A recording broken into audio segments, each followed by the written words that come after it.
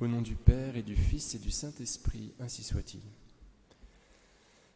Chers amis, nous fêtons aujourd'hui Saint Simon et Jude, les apôtres les plus obscurs de la liste des 12. On ne connaît pas vraiment le nom de Jude, vous voyez, on ne sait pas s'il s'appelle Jude ou Thaddée. Et puis Simon, on l'appelle Simon le Zélote pour qu'il ne soit pas confondu avec Simon-Pierre, ni avec Simon le magicien, qui n'est pas apôtre d'ailleurs, mais que vous savez qui est converti dans les actes des apôtres et qui se met à la suite du Christ. Donc ce sont vous voyez, on les appelle, on leur donne des surnoms, comment dire, des appellatifs, pour qu'on comprenne bien qui ils sont.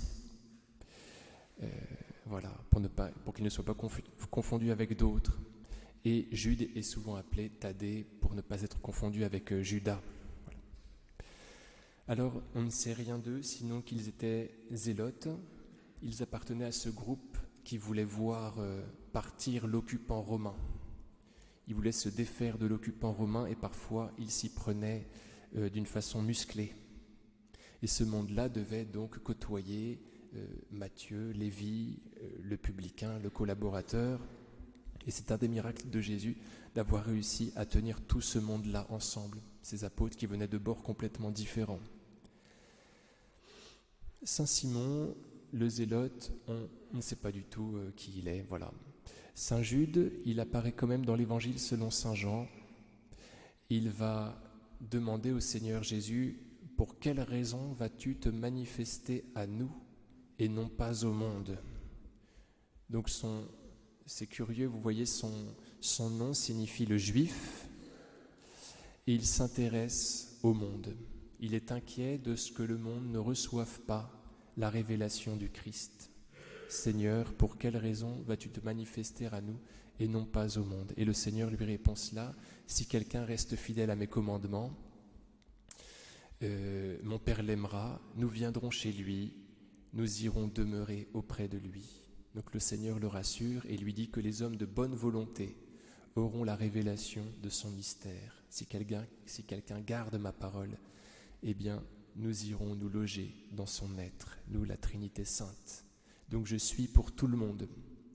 Et ce qui t'échoit, cher Jude, c'est comme ton cœur le désire, de répandre ma parole dans le monde entier.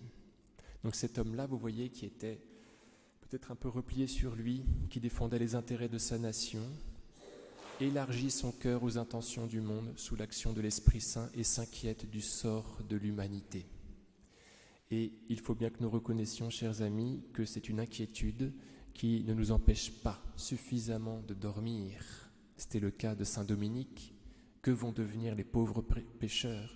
Pleurait-il des nuits durant ? Donc demandons au Seigneur cette véritable inquiétude de nos frères humains comme Saint Jude. Il faut que nous soyons inquiets du salut des autres. On ne peut pas se contenter du nôtre. D'ailleurs, le nôtre dépend un petit peu de ce que nous voudrons bien faire en matière d'évangélisation. Le Seigneur ne nous laisse pas rentrer dans son paradis comme ça, tout seul, sans avoir rien fait. Voilà. Il veut que nous entraînions des gens à notre suite. Donc prions à cette intention-là de la mission. Et puis, parlons du Seigneur Jésus autour de nous, dans notre travail. Acceptons de nous mouiller, de saisir les perches qu'il nous tend en cette matière pour pouvoir répandre son règne. Au nom du Père et du Fils et du Saint-Esprit, ainsi soit-il.